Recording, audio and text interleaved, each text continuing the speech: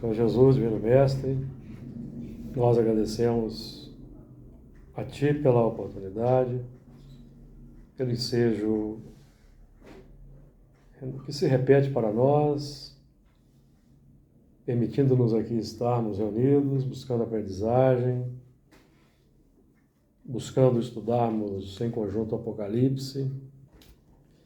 Nós sejamos felizes nas abordagens, no entendimento, buscando conexão com a codificação espírita, quando possível, para nós fundamentarmos bem o nosso trabalho. Pedimos o amparo, a inspiração, a orientação dos amigos espirituais que em Teu nome operam nesta fraternidade e que nós possamos aqui realizar o melhor ao nosso alcance. Que assim seja. Muito bem. Dando continuidade, então, ao estudo do Apocalipse, a partir do versículo 18, nós já estudamos o versículo 18, vamos só arrematar rapidamente e seguimos adiante. 21, capítulo 21, versículo 18. E a fábrica do seu muro era de jaspe, e a cidade de ouro puro, semelhante a vidro puro. E os fundamentos do muro da cidade estavam adornados de toda a pedra preciosa. O primeiro fundamento era jaspe, o segundo safira, o terceiro calcedônia, o quarto esmeralda, o quinto sardônica, o sexto sárdio, o sétimo crisólito, o oitavo berilo, o nono topázio, o décimo crisópraso, um décimo jacinto, o duodécimo ametista. E as 12 portas eram 12 pérolas. Cada uma das portas era uma pérola. E a praça da cidade de ouro puro, como vidro transparente. E nela não vi templo, porque o seu templo é o Senhor Deus Todo-Poderoso e o Cordeiro. E a cidade não necessita de sol, nem de lua, para que nela resplandeçam, porque a glória de Deus a tem alumiado, e o Cordeiro é a sua lâmpada. E as nações andarão à sua luz, e os reis da terra trarão para ela a sua glória e honra. Muito bem, versículo 18, nós já temos estudado já nas últimas duas reuniões, traz para nós o seguinte, e a fábrica do seu muro era de jaspe, e a cidade de ouro puro semelhante a vidro puro. Nós temos falado bastante do muro, falamos bastante desse muro já, e vamos arrematar esse versículo com sua parte final. E a cidade de ouro puro semelhante a vidro puro. Nós estamos trabalhando, quando nós trabalhamos o termo cidade que desce do céu, com essas características aí de ouro puro, semelhante a vidro puro, nós estamos trabalhando, na verdade, a nossa estrutura mental, a mente. Então, o ouro puro e o vidro puro simbolizam aqui a elevação de sentimentos, a elevação de pensamentos, em que o ouro puro representa o amor refletido.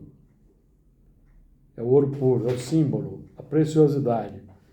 E o vidro puro é a mente que reflete, sem mistura, sem impurezas, esse ouro puro, que não é mais do que o amor, que é a expressão da lei de Deus.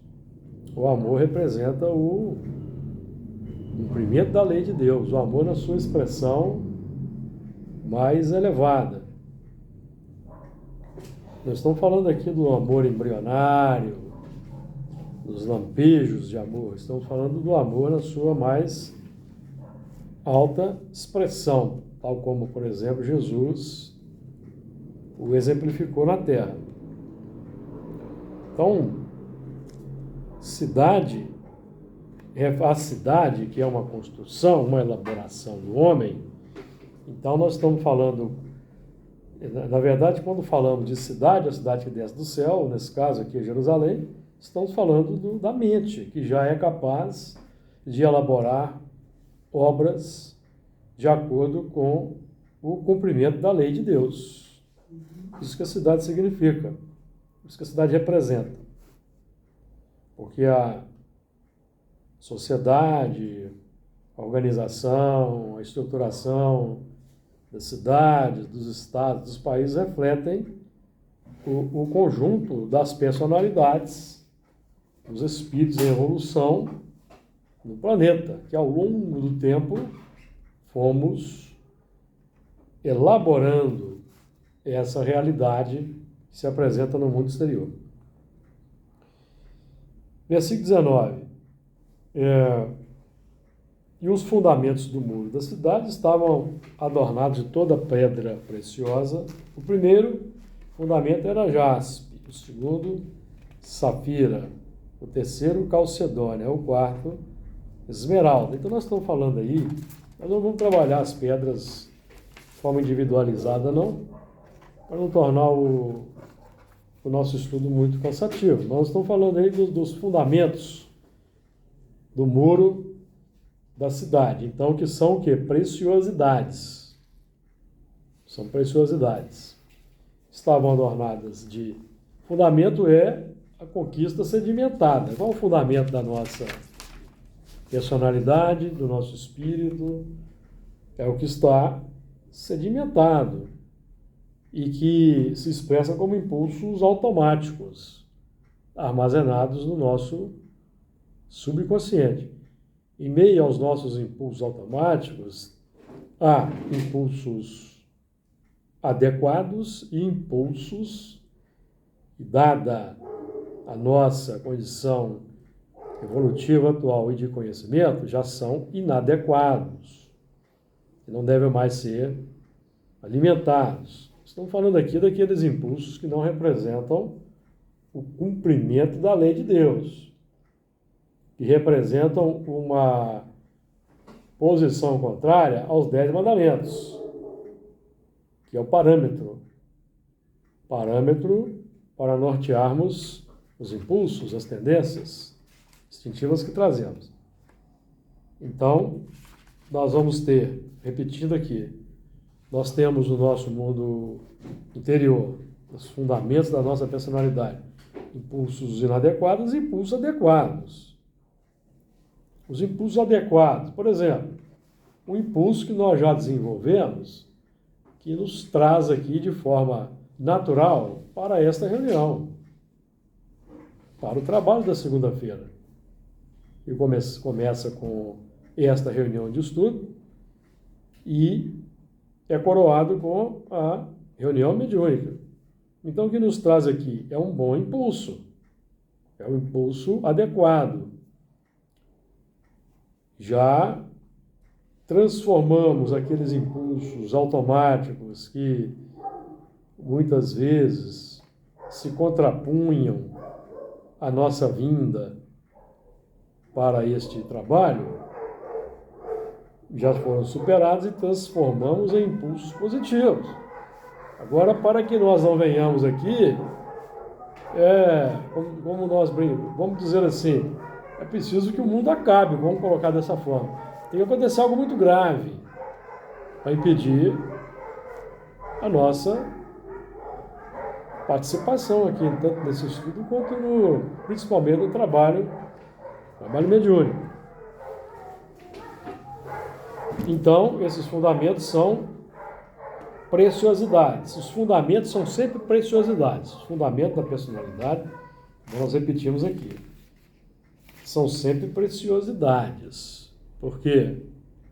É a questão, já temos abordado isso muito aqui, o assunto que é tratado da questão 907, de aqueles instintos que o princípio inteligente desenvolve ao longo da evolução, não são substancialmente maus.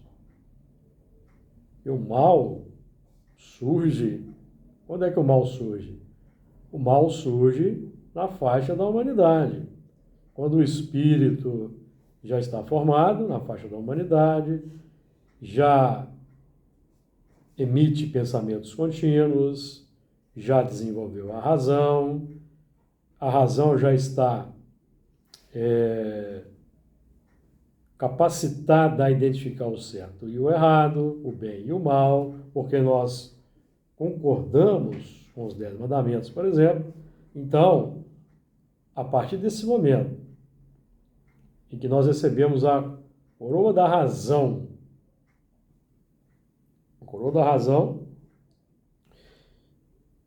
o coroamento dessa faculdade se dá quando nós estamos instruídos sobre as leis de Deus, a lei de amor. Então, quando nós já estamos instruídos sobre a lei de Deus, que é a lei de amor, Jesus resumiu em 2, mas nós não queremos amar o próximo, nós continuamos a cultivar o egoísmo, que é o amor próprio, aí nós começamos a gerar o mal. O mal no nosso mundo interior. O mal que é a imperfeição. A imperfeição que vai trazer desconforto e sofrimento para os nossos espíritos e vai ser motivo de escândalo, pedra de tropeço para os nossos irmãos em humanidade, e nós seremos então instrumentos da justiça. Então, esse mal só surge nessa fase. Não existe maldade no reino animal. No reino da natureza. Não existe, tá?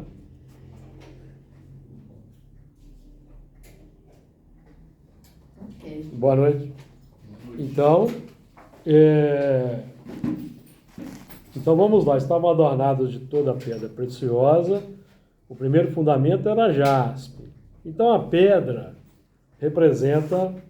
Nós temos uma ideia do significado da pedra. Vamos nos lembrar, por exemplo, da Constituição com as suas cláusulas pétreas, que são aquelas cláusulas e norteadoras do arcabouço jurídico da nação, por exemplo. Cláusula pétrea, aquilo que não pode ser alterado. Então, quando nós falamos em pedra aqui, nós estamos falando desses fundamentos. A legítima linha fundamental, basilar de uma edificação. Então, todos nós trazemos uma pedra fundamental. Trabalhamos aqui, falamos aqui dos fundamentos. Então, essa pedra fundamental que nós trazemos, que nós desenvolvemos ao longo do tempo na evolução, desde o mineral, passando pelo vegetal, pelo animal, pelo hominal irracional, e abrindo a razão no homem racional do pensamento contínuo. Então, essa pedra que nós trazemos, ela nos capacita para receber a pedra que vai chegar do alto, que é o componente inalterável da lei, que é a lei dos seus fundamentos inalteráveis, pedra trazida, por exemplo, por Moisés, no Decálogo.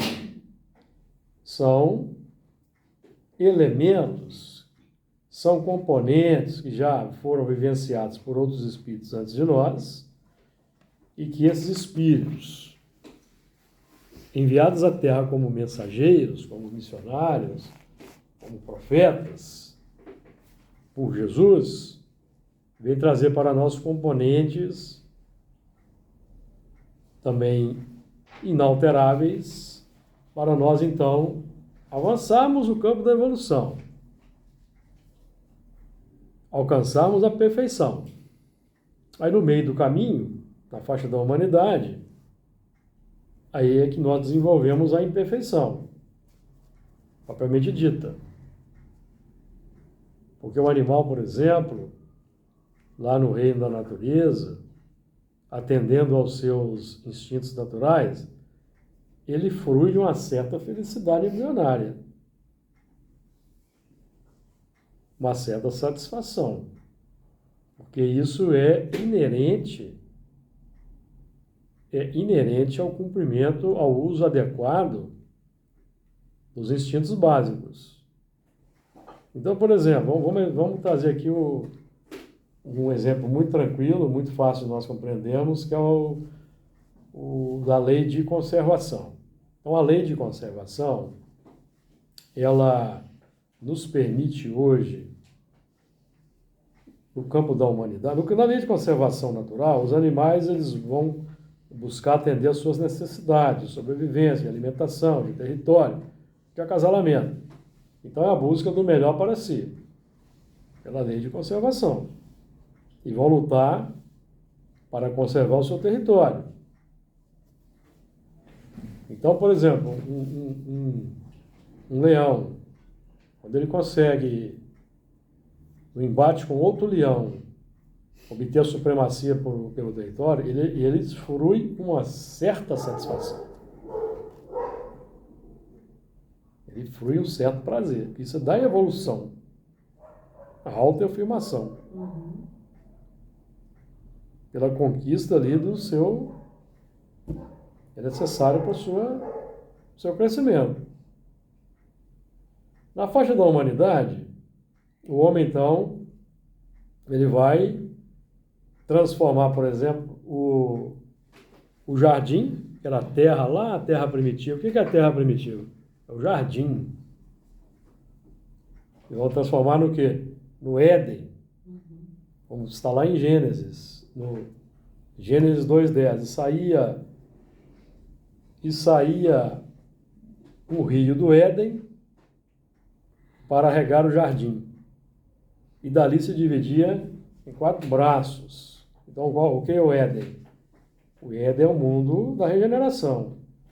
O mundo na regeneração, de onde os espíritos foram banidos.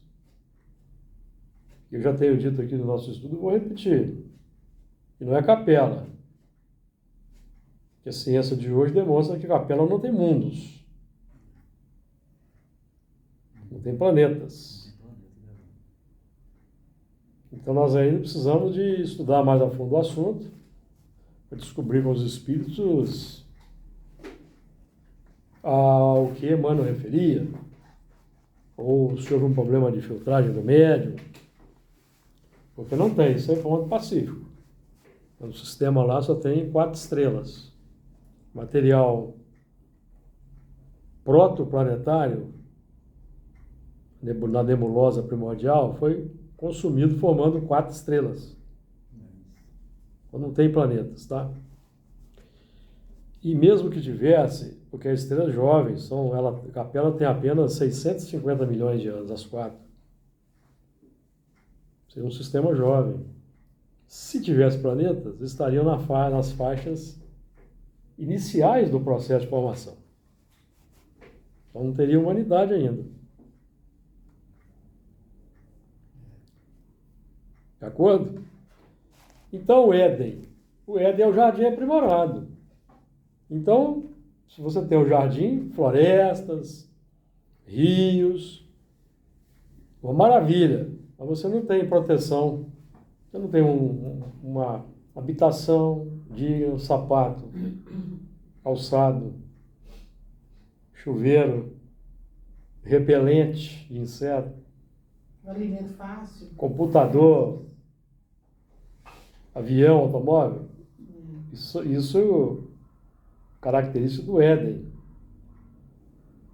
Então, quando todos na Terra tiverem acesso ao bem-estar social, que é para isso que existem as leis de Deus, para estabelecer o bem-estar social, que é o fundamento da lei de sociedade, fundamento social da doutrina espírita, que existe um fundamento social, que toca no chão da sociedade, embora muitos queiram abstrair disso, não tocar nesse assunto.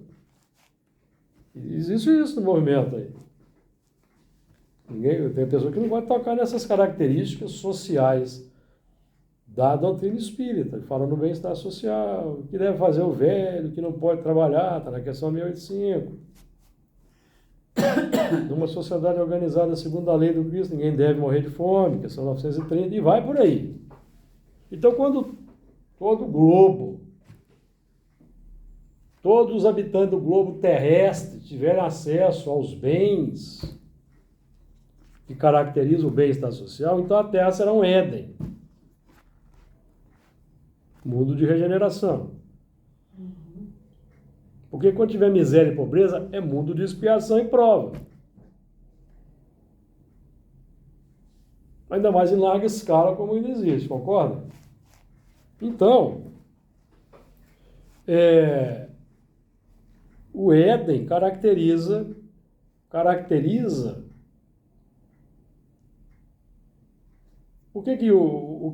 qual é o fundamento do Éden? Nós estamos tratando aqui o cumprimento das leis de Deus. Os Espíritos deixam isso claro na codificação, não vou nem ficar repetindo aqui as questões, não. Isso é muito claro. Quando todos os homens cumprirem a lei de Deus, vão viver como irmãos, então a Terra será um Éden. Então teremos aí cumprido o objetivo. Então, estão falando tudo isso aí para falar da imperfeição, certo? O que é que mantém a Terra no estado que ela se encontra? A imperfeição, que é desenvolvida pelo espírito humano. Quando já conhece a lei de Deus, sabe que precisa amar a Deus, amar o próximo, não roubar, não matar, mas ele continua querendo amar só a si mesmo. André Luiz, por exemplo, no livro Ação e Reação, define o mal como?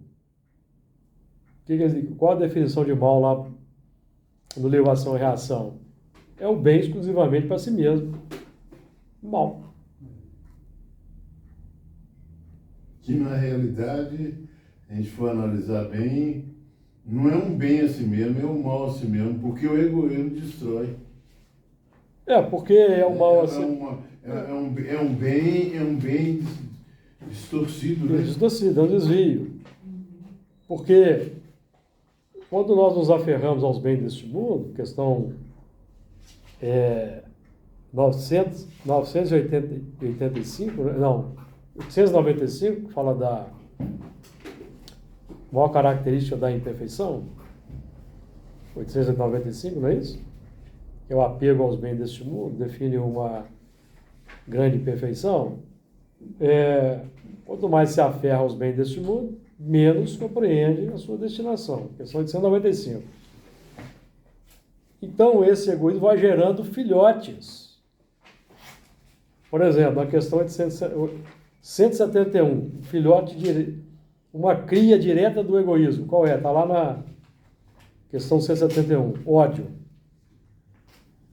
O outro filho, a iniquidade.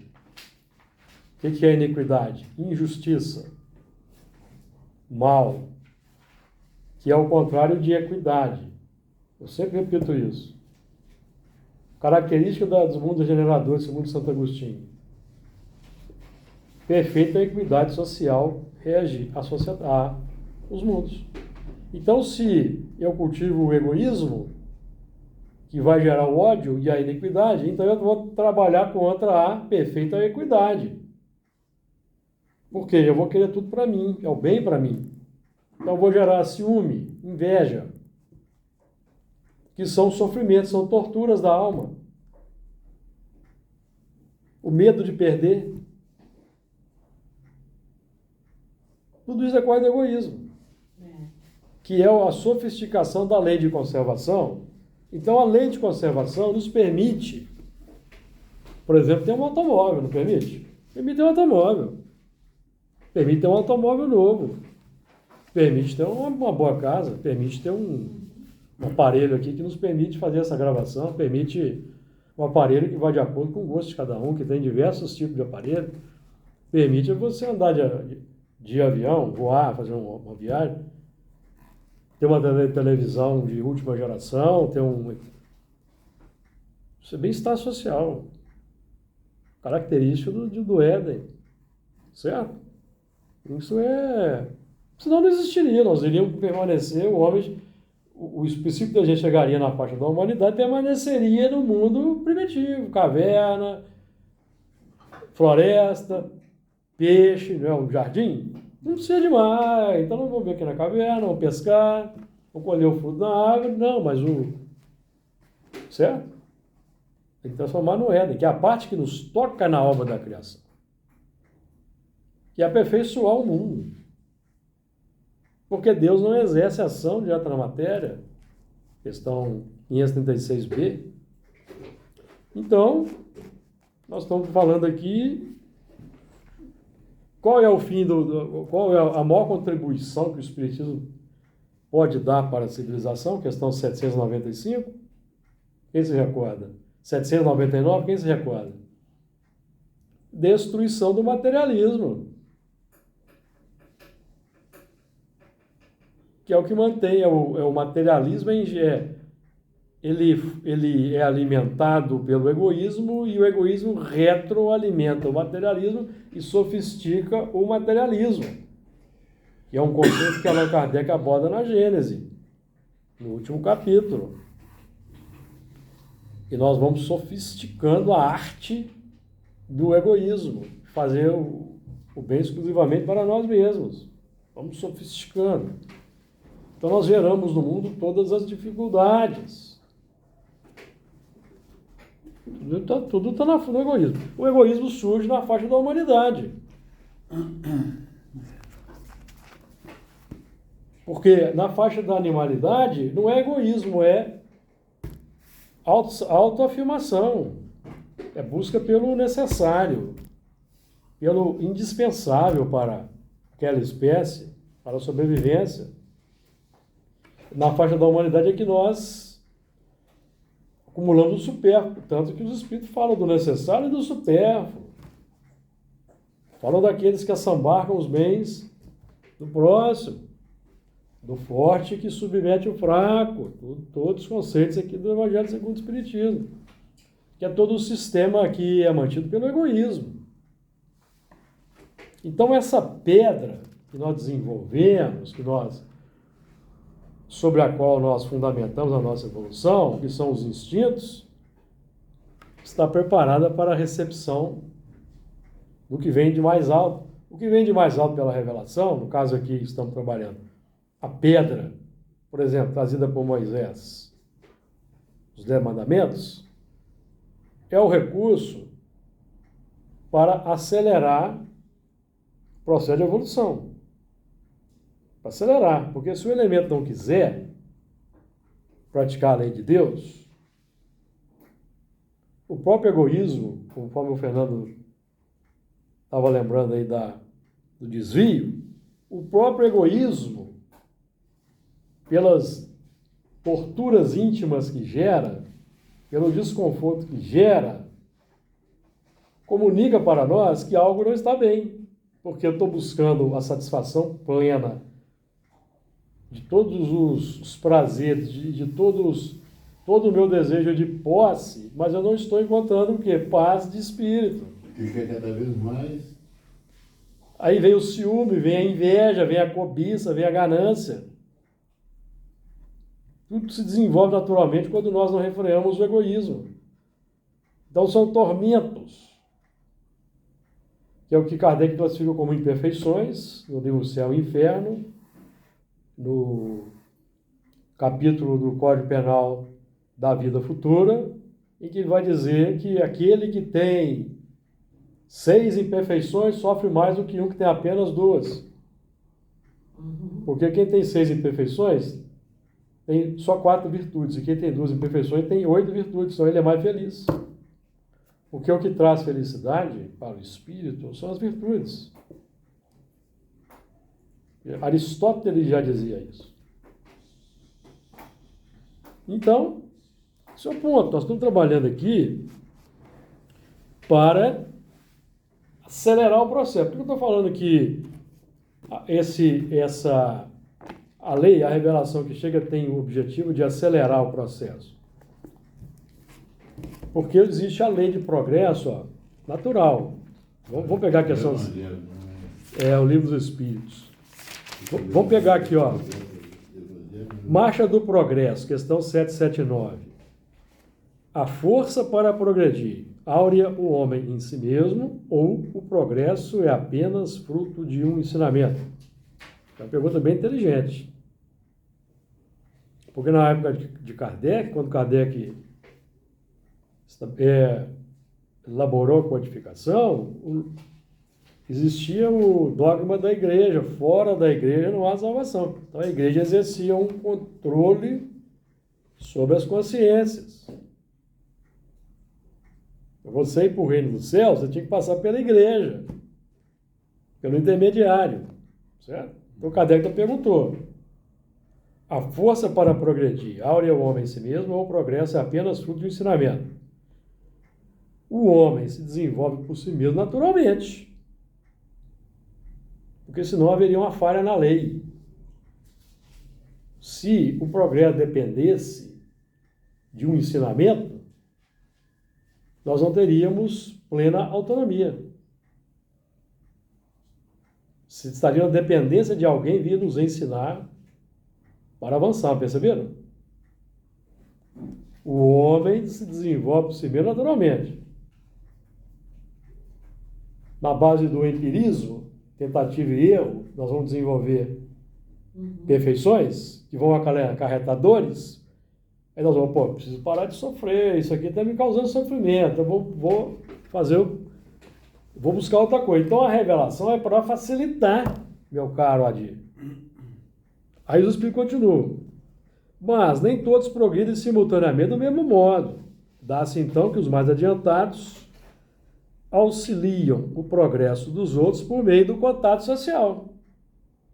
Então vem Moisés, 10 mandamentos, contato social, vamos seguir a lei, não matará. Por que tem o não matarás? Porque nós trazemos das faixas da animalidade o instinto de matar natural.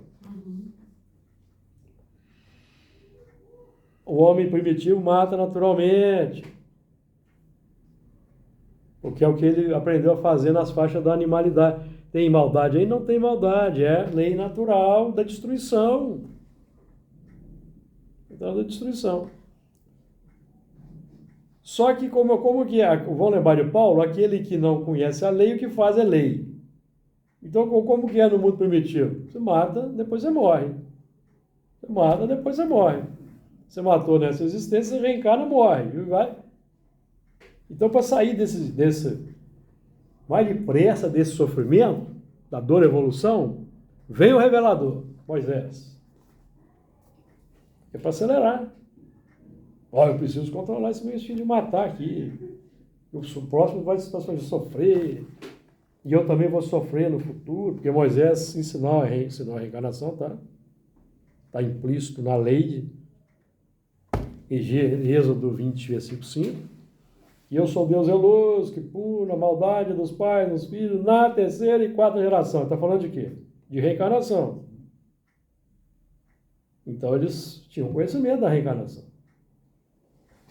Não mate, por quê? Se você vai voltar na próxima, na terceira geração, você vai ser morto. Então não mate. Perdoe, certo? Para quê? Para acelerar o progresso. Adiantar, o contato social é inerente, ele acelera. Os espíritos são das forças da natureza, então nós... Agora, se o elemento não quiser, tudo bem.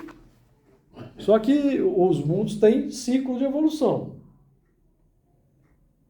Findado o primitivismo e o mundo de expiação e prova, o elemento não quer praticar a lei de Deus, ele vai para outro mundo. Vai ser transmigrado. O mundo ele vai continuar podendo fazer o que ele gosta. Só que o sofrimento vai permanecer. Porque ele desencarna no mundo espiritual, cai na confusão do mundo espiritual, aí ele reencarna, morre, e é morto e vai. O que ele faz é lei, percebendo? Eu estou lembrando aqui até. É até interessante, né? A comparação meia vez. cai num mundo de confusão. É igual no nosso campeonato, né? E para sair desse mundo de confusão é um problema. Sair da confusão é difícil. É um problema violento, sair viu? da confusão. É a mesma coisa, né? Aí você vai ter que usar uma força de vontade maior, porque você já tem uma esteira de reflexos condicionados que impõe uma constante indução à rotina de ações, que é a tendência, que é o instinto, é o automatismo. Então, nós estamos falando aqui da pedra. Então, nós trazemos uma pedra que é o nosso automático. Tudo que me prontificou para estar aqui hoje estudando a doutrina espírita. Uma pedra que eu desenvolvi, que teve muita dor, porque nosso passado aí, nós estamos assistindo aí os lances do passado. Teve muito sofrimento. Ela prontificou-nos a estar aqui hoje. A receber uma pedra, Jesus traz para nós valores que já são os valores automáticos dele, que ele pratica de forma natural, para nós que ainda não precisar de combater as más tendências, cumprir o dever,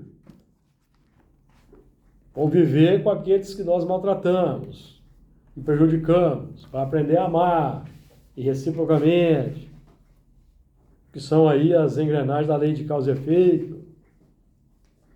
Então, são aí os ingredientes. Então, a pedra de Jesus já é uma pedra mais qualificada, o fundamento é o amor puro. O nosso fundamento ainda é amor, mas é amor próprio. O amor está aí, mas ele está direcionado para si mesmo. É como se fosse um buraco negro, vai sugando tudo para si. É o egoísmo. Na verdade, quanto mais egoísmo, quanto maior é o egoísmo, na verdade, estão fazendo contato com o quê? Com a primitividade que ficou no passado. Nós estamos entrando dentro de nós mesmos, alimentando instintos e sofisticando esses instintos. Daí é natural, é perfeitamente natural, as consequências que são as síndromes aí de variado nome, variada nomenclatura que temos hoje aí catalogadas pela medicina. Síndrome do pânico, fobias variadas, depressões, vários transtornos de personalidade que caracterizam a neurodivergência, incluindo aí autismo e vai por aí fora. Qual a fonte? Fonte amor próprio exclusivo. Porque aí tem um problema, é o desvio. Desvio do objetivo o culto a Deus e o amor ao próximo é o objetivo. E isso se reflete de forma prática na vida pela observação da ciência, da justiça e do amor naquela explanação de Paulo, no Livro dos Espíritos, que se reflete no culto do bem e do belo na sociedade. Então, existe um ingrediente mensurável, prático, para sabermos se nós estamos orbitando em torno da unidade divina. Qual que é? O culto do bem e do belo, exemplificado por Jesus. Então nós vamos dar sinais de que nós estamos aqui adotando essa pedra aqui, que chega do alto para nós, buscando praticá-la. Então nós podemos dividir essa pedra em três, certo? Subconsciente, consciente e superconsciente. Os fundamentos que nós trazemos, que nos permitem estar aqui estudando. Que tem coisa adequada e tem coisa inadequada. Tem muita coisa adequada. Por exemplo, assiduidade, pontualidade, disciplina são virtudes. Pedras positivas. que nós, muitas vezes, minha amiga Maria Flor, desenvolvemos com as riquezas da iniquidade. Não é? Os romanos eram disciplinados, mas usavam a disciplina para quê? Massacre e conquista. Mas a virtude estava presente. Granjeai amigos com as riquezas da iniquidade. Quem foi que disse isso? Quem se lembra? Paulo. Então, mesmo na complicação, nós estamos, sem perceber, adquirindo virtude. Então, aquela disciplina lá do passado, aquela disciplina, aquela determinação lá dos tempos romanos, nós vamos aplicar hoje para sermos fiéis ao compromisso abraçado da segunda-feira, por exemplo.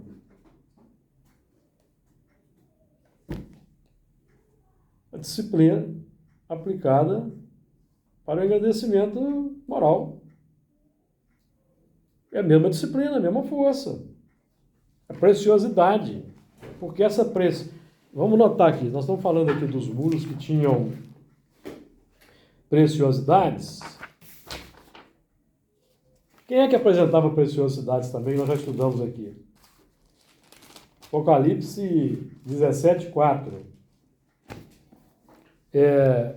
E a mulher estava adornada, estava vestida de púrpura e de escarlata, e adornada com ouro e pedras preciosas e pérolas, e tinha na sua mão um cálice de ouro, cheio das abominações e da imundícia da sua prostituição. É o símbolo da prostituta que estava sentada sobre a besta. Está falando de quê?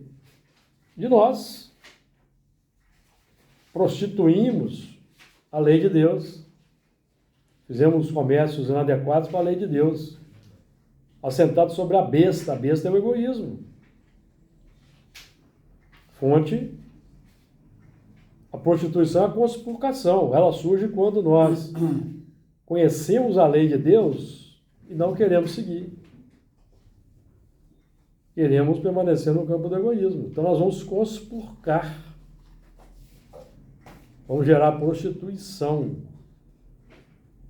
que é o desvio, a infidelidade à lei de Deus. A prostituição é o símbolo da infidelidade. Nós vamos ser fiéis a várias imperfeições. Egoísmo, orgulho, vaidade, cobiça, inveja, ganância. Consequentemente, não vamos ser fiéis a Deus. E nem vamos amar o próximo. Porque essas imperfeições impõem o amor exclusivamente a si mesmo. É tudo para mim. Tudo para nós. Então nós vamos gerando a besta, e a mulher representa os sentimentos assentados sobre a razão que fez o desvio. Então nós estamos falando aqui, por exemplo, do desvio de Adão. Adão e Eva, lá no jardim. Certo? No jardim. Estão falando de quê? De razão e de sentimento. Quem foi que arrastou Adão para a complicação?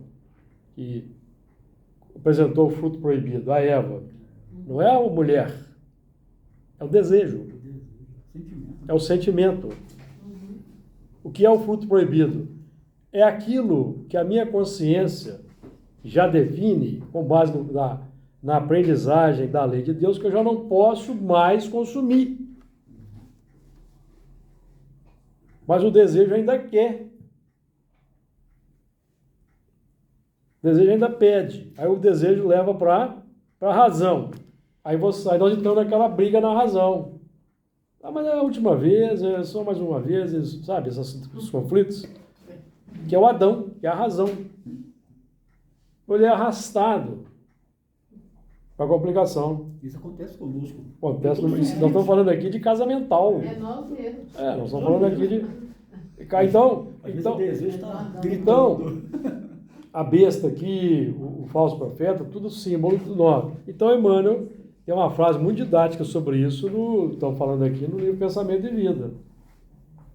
E na carência da humildade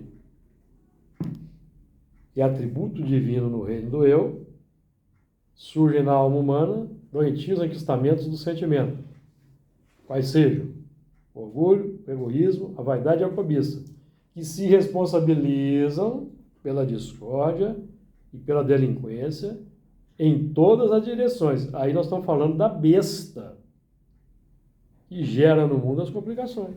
Então, qual que é a besta? O egoísmo. Como é que esse egoísmo nasceu? Porque eu adotei uma filosofia de vida, uma ideia que me levou a desenvolver o egoísmo.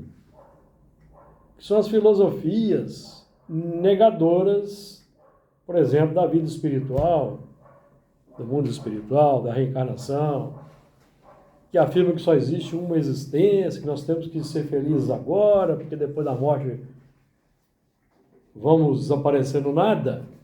Então nós temos isso que vemos no mundo. As distorções, o mal, é cada um querendo se dar bem, ser melhor do que o outro. E mais à frente, esquecendo da lei de causa e efeito. Ontem, inclusive, eu vi uma coisa interessante, né? E depois vinha confirmar. Primeiro, a gente planta para depois colher. Claro, Né? é da lei. E a pessoa acha que primeiro tem que colher para depois plantar. Aí depois à tarde eu vi um programa sobre um quilombo na Bahia, em que as meninas, todo mundo lá fazendo um reflorestamento, né? E a menininha de 13 anos, não, eu estou preparando, a gente está preparando isso aqui, talvez a gente não vai usufruir, mas as próximas gerações vão. E ela certamente estará usufruindo das próximas Claro, gerações. vai voltar. A primeira ela está plantando, lá na frente ela vai colhendo. Vai voltar para colher os frutos. Voltar para colher os frutos. Exatamente, os frutos. Então nós vamos ter os frutos amargos ou os frutos sazonado. Então, por exemplo, quem está na Terra hoje, que tem o conhecimento de que deve amar o próximo, que deve amar a natureza, deve respeitar a vida, e não quer, e só quer ter o lucro possível, e mais do que possível, e está destruindo os melhores sentimentos em si mesmo, vai para outro mundo, reciclar no jardim futuro. Vai reciclar lá no jardim. Por isso que o degredo, para espíritos altamente cristalizados, não é coisa de poucos milhares de anos, são muitos milhares de anos. Não é pouco, não é pouco. 40 mil anos, 30 mil no mínimo. Porque tem que desmontar uma engrenagem, um sistema. Como é que vai desmontar? Construindo lá. Lá não tem nada. Aí vai surgir no psiquismo aqueles impulsos para achar solução. Por exemplo, a roda. A roda foi inventada na Terra pelos sumérios, tem pouco tempo. 4 mil anos. 4 mil antes de Cristo. Que a roda foi inventada. Então, os exilados vieram, começaram a reencarnar aqui, só há pouco tempo, 4 mil anos antes de Cristo, que eles lembraram da roda. Estamos reciclando. Reciclando na complicação com os primitivos. Infelizmente. Então, o homem progride por si mesmo naturalmente. Mas não vamos deixar para ser levado pelos impulsos, porque o sofrimento é maior. Vamos aproveitar a revelação que nos chega para a gente acelerar o processo. E a soma aí que nós estamos buscando desenvolver. Então, o que Jesus viveu entre nós, para ele é uma conquista já de bilhões de anos. Para nós ainda vai ser. Nós temos que nos esforçar Nós não gostamos muito, porque nós não crucificamos. Não gostamos.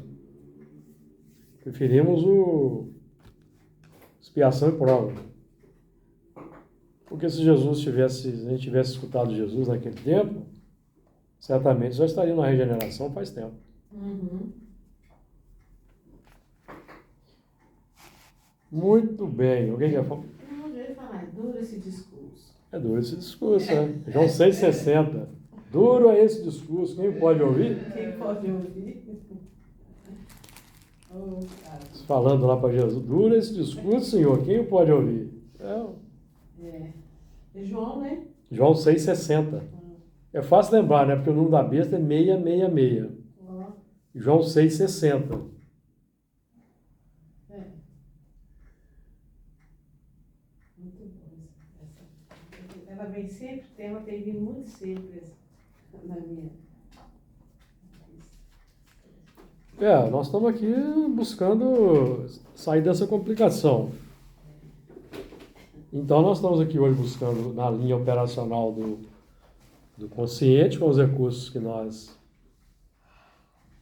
conseguimos mobilizar, que é a pedra que nós trazemos aqui, já sedimentada, para incorporar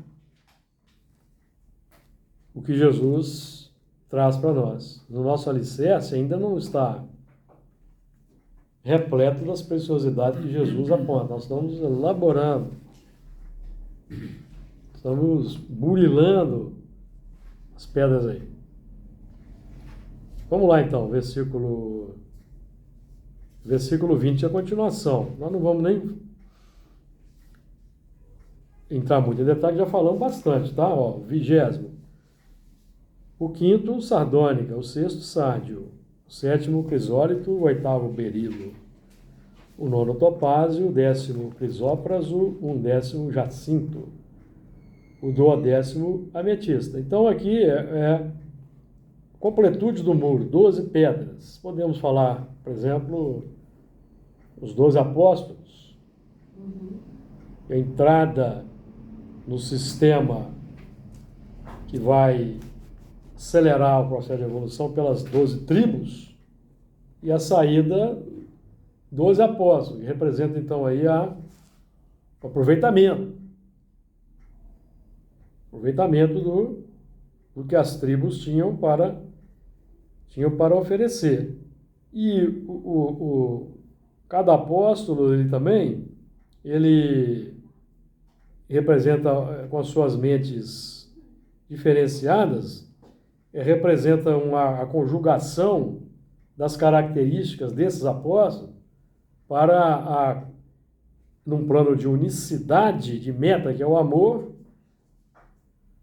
conseguir decompor de acordo com as necessidades dos grupos heterogêneos. Então, cada apóstolo conseguia sensibilizar um determinado grupo com as suas características pessoais, mesmo ainda sendo imperfeito, que é o trabalho aqui de cada um de nós. Cada um de nós aqui tem essa condição, mesmo ainda sendo imperfeitos, de sensibilizar alguém com os valores positivos que já trazemos. Então, às vezes, eu vou falar alguma coisa para alguém e a pessoa não vai dar bola, mas às vezes o Adi fala, ela escuta, porque houve uma linha de afinidade, de sintonia. E assim sucessivamente. Então, o 12 significa a completude da obra, né? Dentro daquela questão numérica que a gente trabalha aqui. O 12, que é vamos lembrar aqui do símbolo do 12, né? 12 signos do zodíaco, 12 apóstolos. Então, 12 nos fala de 12 horas do relógio, nos fala de uma completude alcançada. O que é isso na prática? Porque o 12 tem o 1 e o 2. 1 e o 2.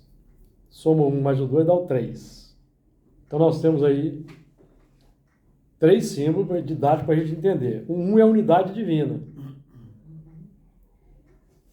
unidade divina, ou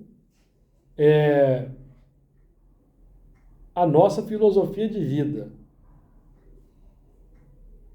Certo? É o 1. O que é o 2? O 2 é a dualidade formadora. O que é dualidade formadora? Adão e Eva, razão e sentimento.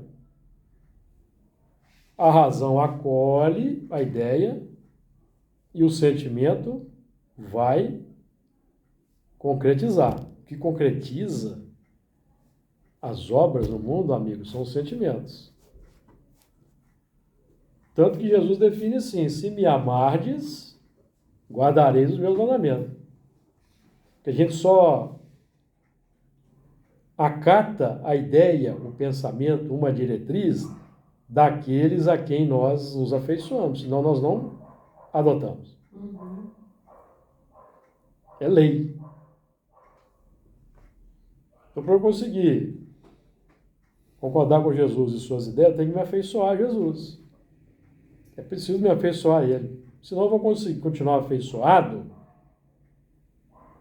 à ideia que eu nutro. Sabe-se lá qual que é a fonte dela. Que é aquela que mantém a minha vida, o meu padrão de vida ali, minhas buscas. Porque aquilo que eu cultivo no plano da ideia, quem vai concretizar pela busca é o sentimento, o desejo, a emoção. E vai colocar em prática, eu vou consolidar. Então, um é a onda criadora, que representa Deus.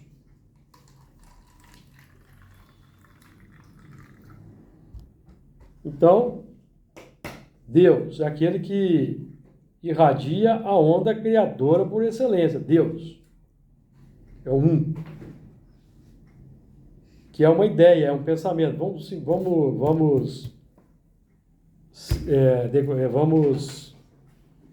praticamente colocar com os 10 mandamentos. É a ideia que nós temos que seguir, os 10 mandamentos, tá? Para a gente didaticamente entender. E eu preciso concordar com os 10 mandamentos. Preciso concordar com o profeta que expressou, preciso me afeiçoar a ele, concordar com ele para eu praticar, senão eu não pratico. Uhum. Vou continuar praticando o que eu gosto. Que é a minha filosofia de vida. Você vê a dificuldade de mudar? Então, é a onda criadora por excelência. É o Pai. O Pai, o conceito de Pai com a letra minúscula. Nós herdamos de quem? Nós estamos nessa existência, herdamos de quem? Biologicamente nós herdamos do Pai, mas espiritualmente nós herdamos de quem? De nós mesmos. Uhum. O nosso passado é o pai, é o homem velho, é meu pai. Então eu posso continuar cultivando a onda criadora do homem velho, que traz de milênios, sabe-se lá de quantos. Por isso que o mandamento é no imperativo, que é para eu tenho que contrariar o desejo, aquilo que eu gosto de fazer. Esse homem velho é teimoso, né? O homem velho é teimoso. Porque tem muito conhecimento, né? Ele já desenvolveu um automatismo. Nem tanto conhecimento, ele tem um automatismo próprio que ele gosta de praticar. Que é a tendência. Tem um conhecimento, mas sem o devido entendimento. Não, né? o nosso foco aqui é a tendência. O nosso combate, como que o espírito é reconhecido? Domar suas más inclinações. O espírita não é reconhecido por ter o conhecimento total da codificação, não é isso que está escrito, não. O verdadeiro espírita é aquele que é reconhecido pelo combate às inclinações más. Quando falamos de inclinações más, estamos falando de tendência. Uhum. Quando falamos de tendência, estamos falando de desejos, emoções e sentimentos que nos tendem a levar para um caminho. O desejo é complexo. Você está vindo num caminho, tem um buraco. Aqui é uma parábola, tá? Que é o fruto proibido que se apresenta para você. Vou simbolizar no buraco. Aí tem um buraco ali. Sua razão fala assim, ó, não entra nesse buraco não. Aí tem complicação. Aí eu desejo, não, mas eu quero saber o que tem lá dentro. Aí pula. Você tem curiosidade, não? Pula. Aí pula, que é o fruto proibido. Vai sair de lá quando? Só Deus sabe. Onde é que vai sair daquele buraco? Não é? Então, Aí- nós temos que analisar tendência, não é conhecimento. É porque o conhecimento só vai mudar alguém se passar a ser Isso é tendência tendência. e ter um sentimento. É. Né? Porque conhecimento por si só não muda. Né? Mas Por isso que os tudo- Espíritos definem a fé. O que é? Para os Espíritos, o que é a fé? A fé é a vontade de querer e a certeza de que essa vontade pode obter satisfação. Então eu tenho que querer praticar as leis de Deus É. e a certeza de que Isso eu vou obter satisfação. Só que se a gente só obter satisfação é depois de muito tempo. Porque o prazer de praticar aquilo vai vir com o tempo. O exemplo aqui é o médico, tem dificuldade de ser pontual, ser assíduo, em vir. Por quê? Porque o mundo lá fora é mais gostoso. É mesmo. Ele sai do trabalho, ele sai do trabalho cansado, ele está doido para chegar em casa, tomar um banho, ver televisão. É verdade. Ih, mas hoje eu tenho reunião. Aí começa a briga.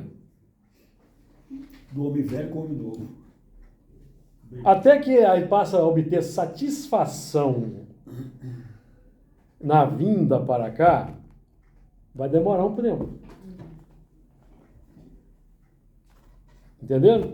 Começa pela obrigação, né? Pela obrigação. Se não for júri, não senhora, júri vai me matar. Aí o coordenador que leva a culpa. É. Aí até o dia você vai ver que não. Você tem que vir. O coordenador é só instrumento para chamar a atenção para a E a disciplina. gente tem que ser grata, porque senão nós não. Principal. A gente só movimenta sob pressão Exato. e sob.